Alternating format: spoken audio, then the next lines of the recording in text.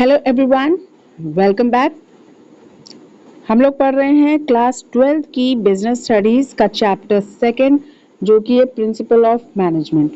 हम already principle of management के concept के बारे में पढ़ चुके हैं, उसके नेचर के बारे में पढ़ चुके हैं और उसके इम्पोर्टेंस भी पढ़ चुके हैं। आज हम पढ़ेंगे F.W. टेलर के साइंटिफिक मैनेजमेंट के बारे में।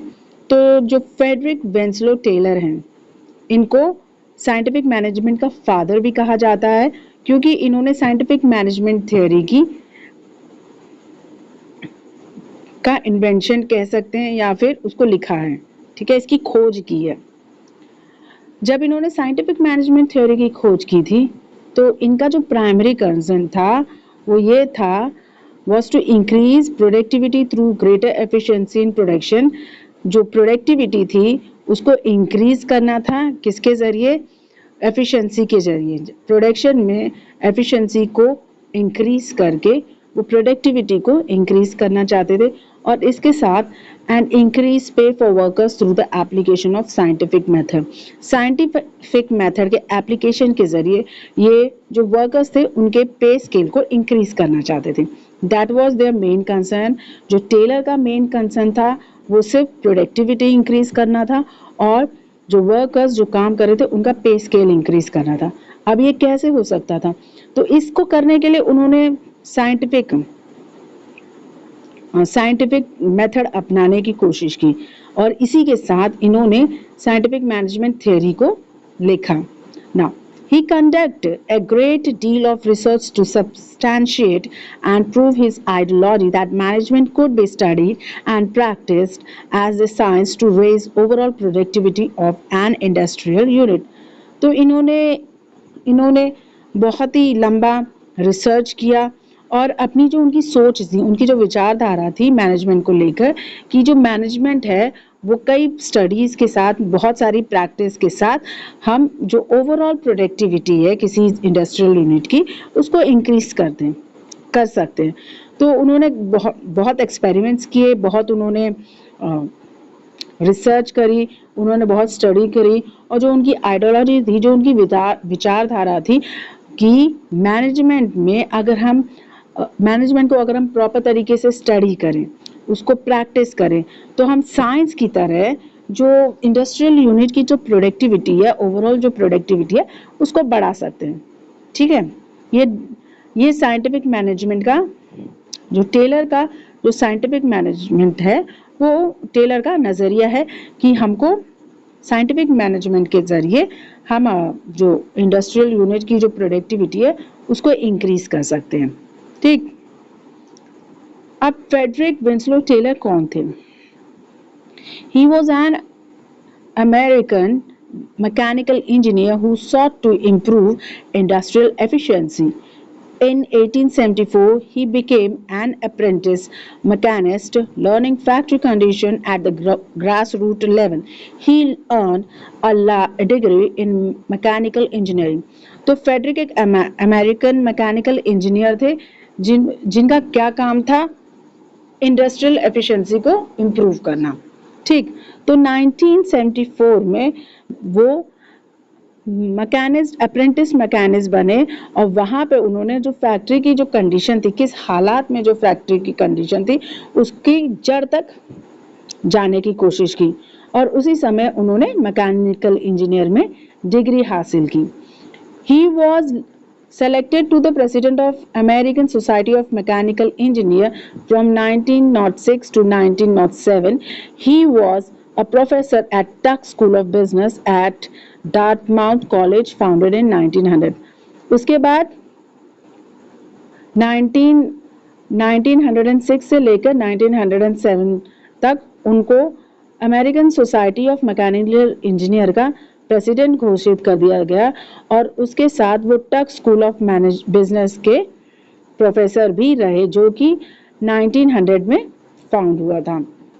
In 1984, he became an executive at Midway Steel Company. He joined the Bethlehem Iron Company in 1898, which later became Bethlehem Steel Company. He was originally employed to introduce piece rate wage system.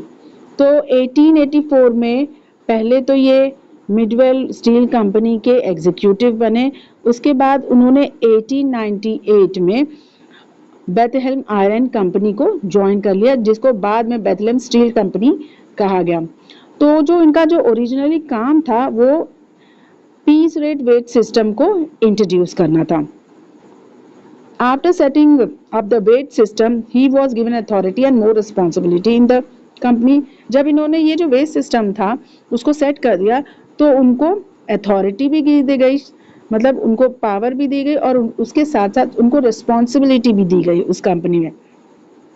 Using his newfound resource, he increased the staff and made Bethlehem a show place for inventive work. तो जो नए resource उनके हाथ में आया था तो उन्होंने उस रिसोर्स का फ़ायदा उठा के अपने स्टाफ इंक्रीज किए और उन्होंने बेथलेम जैसी कंपनी को एक ऐसा वर्क प्लेस बनाया जहाँ पे इन्वेंटिव वर्क किया जा सके। Unfortunately, the company was sold to another group and he was discharged.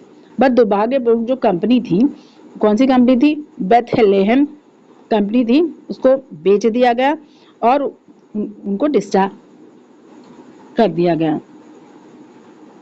In 1810, his health started to fall. He died in 1915 due to pneumonia. तो 1915 में वो न्यूमोनिया से मर गए। उन्होंने अपने पूरे करियर में, यानी जितना उनका करियर का स्पैन था 26 साल के करियर में उन्होंने कई तरीके के एक्सपेरिमेंट कंडक्ट किए, जिनमें ये जो एक्सपेरिमेंट से ये Midvale Steel, Simonds rolling machine और बेथलेम स्टील जैसी बड़ी बड़ी कंपनी में उन्होंने एक्सपेरिमेंट कंडक्ट किए थे। Now scientific principles of scientific management. अब हम साइंटिफिक मैनेजमेंट में जो प्रिंसिपल्स हैं वो क्या हैं? जो सबसे पहला प्रिंसिपल है वो है science not rule of thumb. पहले तो हमें ये समझने की कोशिश करनी पड़ेगी कि रूल ऑफ थंब होता क्या है। रूल ऑफ थंब का मतलब है कि जो सदियों से चला आ रहा है, ठीक है। जैसे कि सदियों से चला आ रहा है कि भाई कोई भी चीज़ है उसको लड़ झगड़ कर सॉल्व कर लो, या फिर कोई भी चीज़ है उसको क्या बोलते हैं, किसी तरीके से लेन देन को कोई चीज़ है उसको ऐसे करके सॉल्व कर लो। मोस्ट प्रोबेबली मैं अगर ये बात करूँ, बिजनेस कंपनी में जो सदियों से एक तरीके के जो कानून चले आ रहे हैं वही कानून चले आते हैं। रूल ऑफ थंब का मतलब वो होता है दबाव से काम करना, यानी बिल्कुल सोचना नहीं कि भाई इस सिचुएशन में किस तरीके की कंडीशन अपनाई जा सकती है, कैसे अपनाई जा सकती है, ऐसा कुछ नहीं सोचना। जो सदियों से पुराने जो टैक्टिक, जब पुरानी जो स्ट्रैटेजी चली आ रही उसी को हर सिचुएशन में अप्लाई कर देना, रूल ऑफ थंब इसे कहते हैं ना। तो टेलर इस बात पे बिलीव करते थे, they believe that there was only one best method to maximize efficiency. This method can be developed through study and analysis.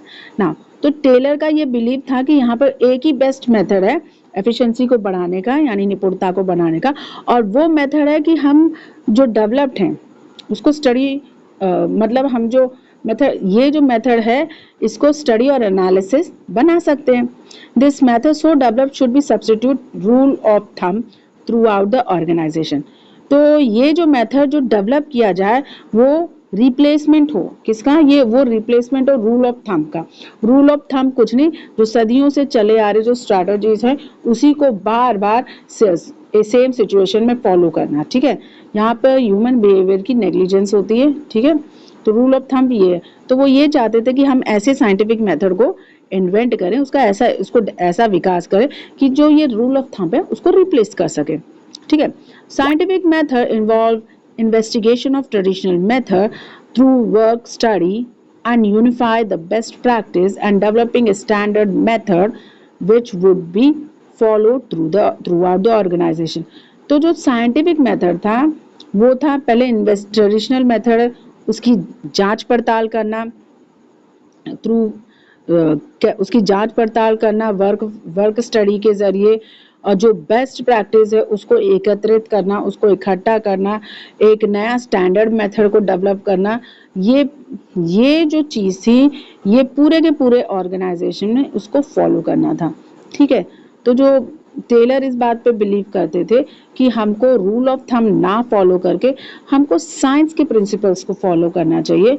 Although management human behaviour पे चलता है, मैनेजमेंट ह्यूमन बिहेवियर से डील करता है, तो साइंस भी हम फॉलो करें, पर उतना फॉलो करें जहाँ पे जितना साइंस एप्लीकेबल हो उतना ही अप्लाइड करें। That's what he wanted to say कि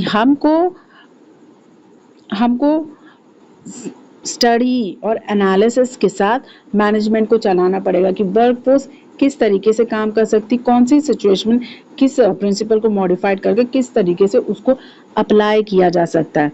ठीक है। तो साइंस, तो ही बिलीव्स कि मैनेजमेंट एक साइंटिफिक तरीके से किया जा सकता है। ठीक है। For example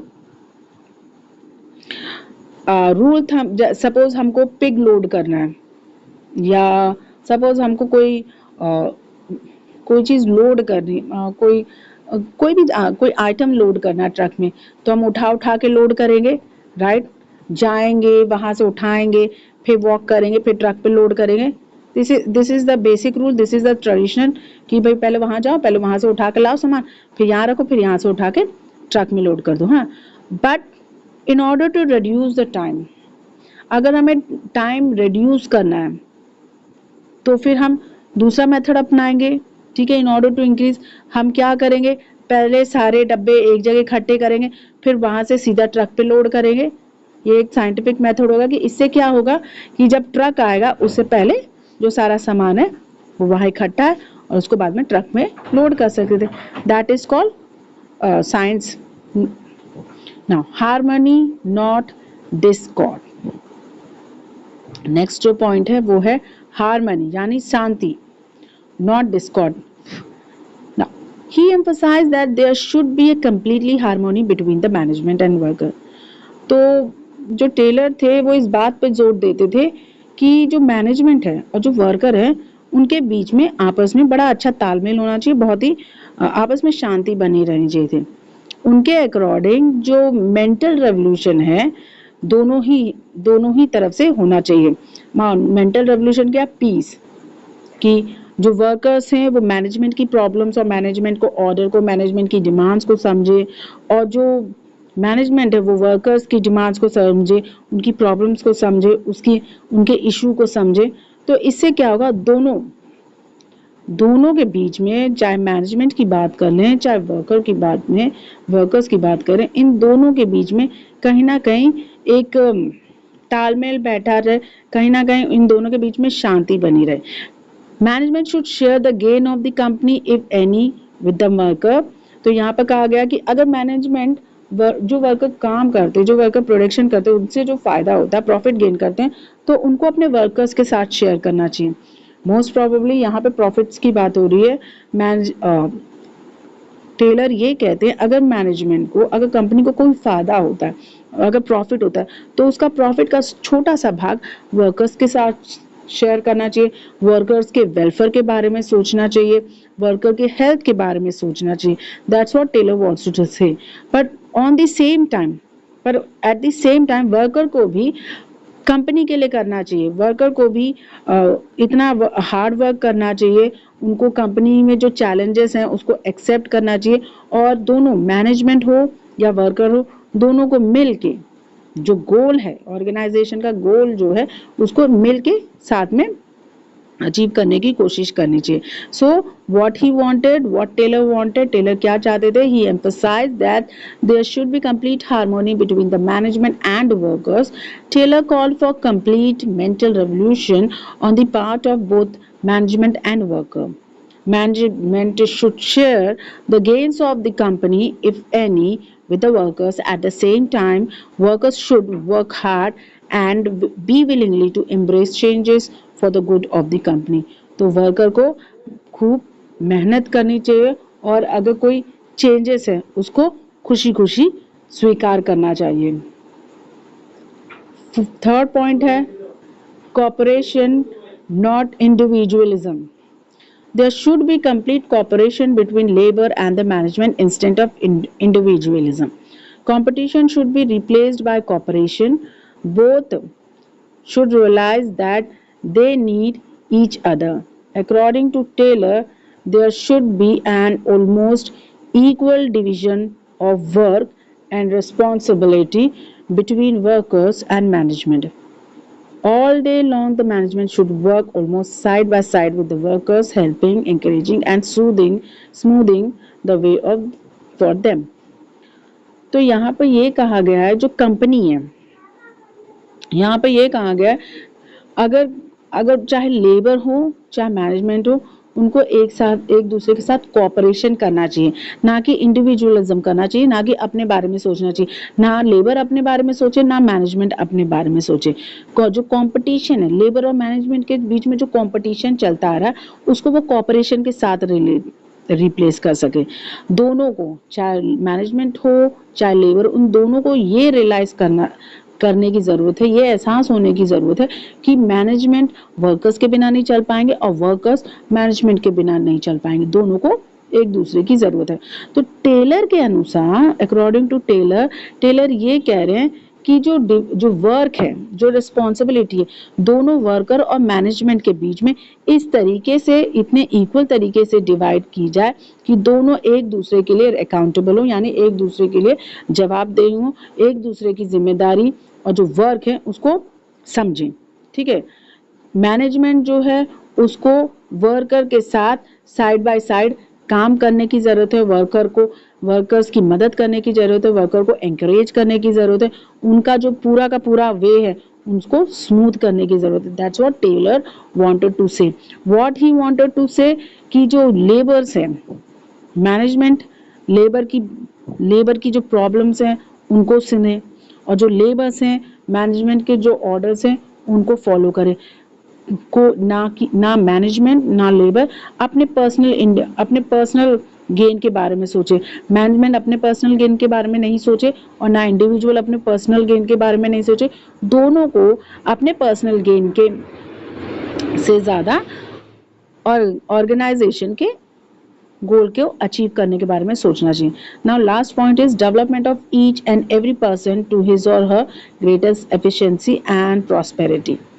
Industrial efficiency depends to a large extent on personal competitiveness. As such, scientific management also stood for workers' development. Taylor was of the view that the concern for efficiency should be built in right from the process of employee selection. तो Taylor के according ये था कि अगर हमको organisational goal achieve करना है, industry की एफिशिएंसी को बढ़ाना है, तो कहीं ना कहीं हमें जो अपने पर्सनल्स हैं, यानी कि जो वर्कर्स हैं, उनकी कॉम्पिटेंसी को इंक्रीज करने की ज़रूरत है। अब ये कॉम्पिटेंसी कैसे इंक्रीज करेगी? तो टेलर इस बात को एडवोकेट करते थे कि हमको सही इंसान को सही तरीके से सही पोस्ट पे इलेक्ट करने की ज़रूरत है। ठीक है, right person to be elected at a right post, that's what he wanted to say. अब वो ये चाहते थे कि पर्सनल जो वर्कर्स हैं, जो एम्प्लॉयज़ हैं, उनकी कॉम्पिटेंसी को इंक्रीज करने के लिए हमको ट्रेनिंग की ज़रूरत है, उनको ट्रेंड करने की ज़रूरत है, उनके ब्रेन उनके वर्क एफिशिएंसी को, उनके स्किल को डेवलप करने की ज़रूरत है। That's what Taylor wanted to say. तो there are 4 principles of scientific management. First is science, not rule of thumb. जो साइंस है, जो साइंटिफिक मैनेजमेंट है, वो एक साइंस है जहाँ पे प्रैक्टिस ऑफ फैक्ट्स की ज़रूरत पड़ती है। जो मैनेजमेंट है वो रूल ऑफ थंब पे नहीं चलता है। What is rule of thumb? Rule of thumb वो ट्रेडिशनल प्रैक्टिस है जो सदियों से फॉलो होती आ रही है, ठीक है, जिसको चेंज नहीं किया जा सकता। ना सेकेंड प्रिंसिपल था हार्मोनी नॉट डिस्कॉर्ड। जो मैनेजमेंट और वर्कर है उन दोनों के बीच में हार्मोनी होनी चाहिए, so that they can achieve organisational goal. वो मिल के ऑर्गेनाइजेशनल गोल की तरफ बढ़े। अगर मैनेजमेंट को किसी तरीके का फ़ायदा होता है तो वो अपने प्रॉफिट को वर्कर्स के साथ शेयर करे, और अगर वर्कर मैनेजमेंट के साथ मिल के कोई चेंजमेंट होती है कंपनी के लिए तो वो उसको सहज स्वीकार करे। Third point is cooperation not individualism. चाहे मैनेजमेंट हो चाहे वर्कर हो, वो अपने पर्सनल गेन के बारे में ना सोच के ऑर्गेनाइजेशन के गोल को अचीव करने के बारे में सोचे। मैनेजमेंट वर्कर्स किसी भी चीज़ को लेकर मैनेजमेंट को ना परेशान करे, मैनेजमेंट किसी भी चीज़ को लेकर वर्कर के ऊपर ना दबाव डाल सके। Next point, last point is development of each and every person to his or her greatest efficiency and prosperity. Taylor का मानना था कि अगर हमको इंडस्ट्रियल एफिशिएंसी बढ़ानी है तो हमको हर पर्सन, जितने भी पर्सन है, उसकी एफिशिएंसी को इंक्रीज करने की ज़रूरत पड़ेगी, उसको डेवलप्ड करने की ज़रूरत होगी। और ये डेवलपमेंट राइट पर्सन को राइट प्लेस पे इलेक्ट करके हो सकती है, उनको ट्रेनिंग देकर हो सकती है, उनके स्किल को इम्प्रूव करके हो सकती है। Now in next session we are going to learn, हम लोग नेक्स्ट सेशन में हेनरी फ्यूल्स के 14 प्रिंसिपल के बारे में पढ़ेंगे। अगर आपको नेक्स्ट वीडियो देखनी है तो please subscribe my channel. Have a good day, have a nice day.